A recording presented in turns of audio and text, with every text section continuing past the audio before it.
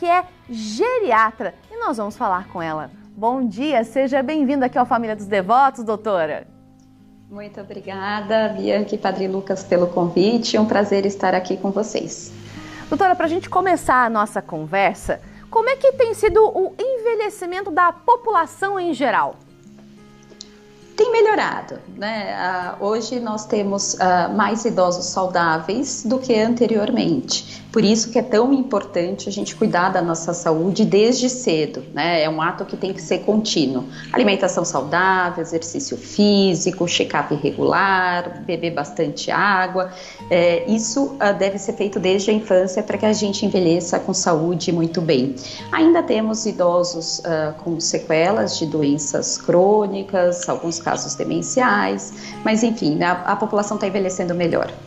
Que bom, né? Que bom que a população, de um modo geral, está tendo essa consciência de que uma infância e uma vida adulta mais regrada, comendo melhor, se alimentando melhor, né, e fazendo exercícios, garante aí uma geriatria com mais qualidade, sem dúvida nenhuma. Agora, que cuidados a gente precisa ter com o idoso nesse verão, doutora? Olha, Bianca, esse tema é super importante, ainda mais nesse calorão, como você disse, e que está fazendo, né? Olha, é muito importante que os idosos, principalmente por eles terem menos água corporal total, eles desidratam mais rápido do que um adulto jovem, né? Do que um adulto na meia idade, por exemplo. Então é muito importante que eles bebam bastante água ao longo do dia. E aí a gente sempre orienta, não só água, mas frutas que têm bastante água, leite, se puder evitar café, bebida alcoólica, porque isso acaba levando a mais idas, né, para urinar, e isso acaba desidratando também, neste momento também ajuda. Evitar a exposição do sol de 10 às 16 horas, preferir tomar sol antes desse horário. Às vezes, Bianca, a gente fica falando muito, não vai para o sol, tá muito quente, enfim, mas a gente também tem que tomar cuidado, especialmente os idosos, com as roupas, né? Então, muitas vezes, as roupas são pesadas, o idoso tem mais frio, então acaba, às vezes, a pessoa que está cuidando dele até exagerando, colocando mais roupa de frio, e ele não consegue, muitas vezes, falar que está com calor, né? E tudo isso vai ajudando na desidratação e na hipertermia, né? Que a gente fala que leva a consequências muito drásticas para o paciente idoso. Se puder usar chapéu, usar filtro solar, tudo isso ajuda consideravelmente. Por que os idosos estão mais suscetíveis a essas variações de temperatura? Tudo isso tem ligação com o que a senhora já disse aqui pra gente?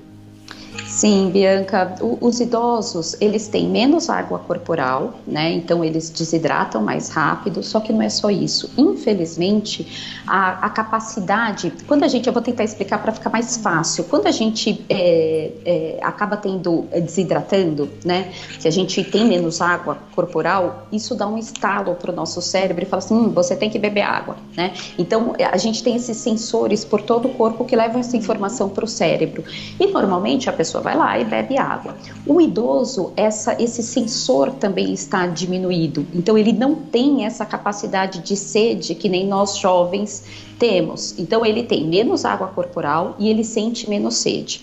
Além disso, o que acontece é que muitas vezes o idoso tem problema de artrose, tem mais dificuldade para se locomover, tem algum problema de memória que dificulta ele saber onde está o filtro ou ele pedir água. Então todos esses são fatores que contribuem para que ele ingira menos água e por isso desidrate mais no verão.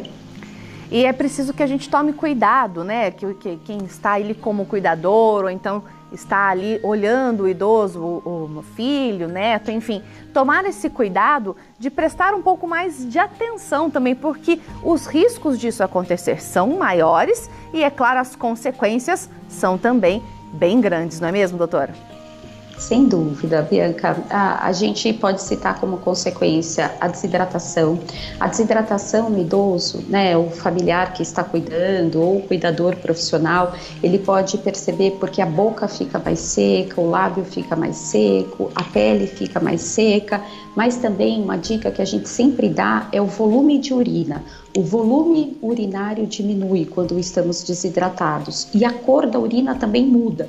Então, ao invés daquele amarelo bem límpido, né, acaba ficando alaranjado, cor de guaraná, né? Enfim, então isso também é um sinal. Mas pode ter sinais e sintomas mais graves também. A frequência cardíaca pode aumentar, a pressão pode diminuir. A pressão diminuindo, isso acaba predispondo o idoso a quedas, ele fica mais sonolento em função disso, pode ficar confuso, inclusive levar ao coma. Então é uma situação bem grave. Doutora, o meu avô, por exemplo, ele tem uma dificuldade de tomar água, a gente fica toda hora puxando a orelha dele para ele tomar água, porque parece que ele fala, mas eu não sinto sede. Como assim? Como é que não se sente sede, não é mesmo? Justamente por isso que a senhora estava falando aí. Agora, tem alguma dica que possa ajudar ao idoso ter mais vontade de tomar uma água ou tomar um suco aí que seja? Tem alguma dica, comer uma frutinha, como você falou? Alguma dica que pode despertar mais essa vontade no idoso? A primeira coisa é a lembrança, né? O idoso tem que lembrar e quem cuida tem que lembrá-lo de beber água ou outros líquidos. Hoje a gente dispõe, por exemplo, que muitas vezes eles não gostam da água, né? Não sente prazer em beber água e aí acabam bebendo menos. Então, sucos de frutas rico em água. Então, nessa época, melancia, melão, abacaxi, né? Então, são frutas que têm bastante água e que pode lançar mão desses sucos, né?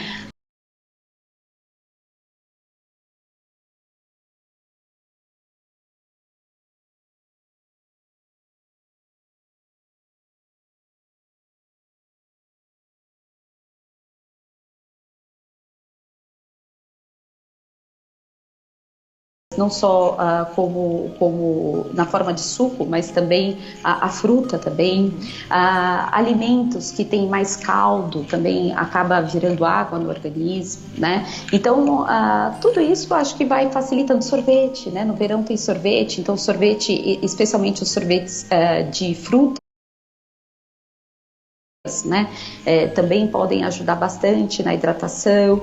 Enfim, acho que temos várias coisas e dá para ir diversificando o que dá para o idoso para não ficar só na água. Agora, doutora, a época agora de janeiro tem muitas pessoas de férias, muitos se organizam para passear e muitos se organizam inclusive para trazer o vovô e a vovó aqui para o Santuário Nacional. Que cuidados o vovô e a vovó e até mesmo os cuidadores e quem está trazendo, né, o vovô e a vovó aqui para o santuário tem que ter para ter um passeio tranquilo com eles? E que delícia de passeio, né? Verdade. Que delícia. Olha, roupas leves, então sempre importante, né? Não colocar roupa de frio, ou se por acaso sair bem cedinho, né? Para a viagem e tiver frio ainda, aquele efeito cebola, né? Leva uma blusa de frio aberta e ao longo do dia não esqueça de tirar a blusa, né? Levar sempre uma garrafinha de água, né? Caso não compre no santuário, levar a garrafa de água de casa preferencialmente com a temperatura mais amena, né? Não precisa estar gelada, mas precisa estar bem fresquinha, né? Comer, né, nos intervalos, né? Parar no caminho para ingerir água, para ir até o toalete, se assim o idoso quiser, né? Usar chapéu, óculos escuro, né? E o ideal seria o idoso chegar bem cedinho, né? Então, lógico que tem um tempo de viagem, mas no período de sol mais forte, ele está na igreja, está rezando, enfim, né? E evitar ficar se expondo tanto nas áreas abertas. É importante lembrarmos também, né, doutora? Aliás, as dicas foram maravilhosas. Você que está aí se preparando para vir com o vovô e com a vovó para cá para o Santuário Nacional, siga essas dicas aí que eu tenho certeza que a viagem vai ser maravilhosa. Mas é importante lembrar, doutora, que é preciso paciência também para lidar com o idoso, não é mesmo? Sem dúvida, né? A gente precisa paciência para todas as fases, né? Com as crianças, muitas vezes com os adolescentes e com os idosos também não é diferente, né? A gente tem que sempre respeitar os idosos, né? A gente tem que encontrar idoso com criança e geriatras geralmente não gostam disso. Idosos têm uma bagagem de vida muito grande, têm os seus desejos bem enraizados, né? Então a gente tem que respeitar os idosos. E só da gente respeitá-los, isso já é meio caminho andado, né? Enfim, então isso é muito importante, sempre. Paciência e respeito. Doutora, e se a gente notar, né, que o vovô, vovó tá ali meio, né, com sede, tá meio desidratado, quais são as primeiras coisas, as primeiras atitudes que devemos tomar a partir de notarmos que esse vovô, essa vovó não estão muito legal, não? Quais são as primeiras atitudes? Primeira coisa, aí a gente até divide em duas situações, né? Se ele estiver, por exemplo, exposto ao sol, né, aberto, a primeira coisa é tirá-lo e levá-lo para um ambiente mais ventilado, mais úmido, né, mais fresquinho. A gente pode lançar mão de compressas aqui na região do pescoço, compressas com água gelada, enfim, na região do pescoço, na testa, embaixo das axilas, porque isso também ajuda a diminuir a temperatura corporal, tá? Caso o idoso não esteja muito sonolento, é importante ofertar água e ofertar água aos poucos, várias vezes ao dia, né? Se possível também soro de reidratação, tanto caseiro, né, quanto o que se compra na farmácia, enfim, né, mas hidratar esse idoso com água e sais minerais, né? Também é muito importante, caso perceba que o idoso está com a pressão baixa, está muito sonolento, aí tem que levar no pronto-socorro para que receba a hidratação na veia. Então, todo o cuidado com o vovô e com a vovó é muito importante, sem dúvida nenhuma. Doutora, passe os contatos, por favor, para a gente. Muito obrigado. Em casos de dúvida, podem ligar no 3724 8800, né? E deixo também o meu e-mail degomes, com z, @sbaresidencial.org.br. Tá, Joia? Então, obrigada mais uma vez, viu, pela participação aqui conosco, por essas dicas valiosas para a gente cuidar das pessoas mais experientes na nossa vida.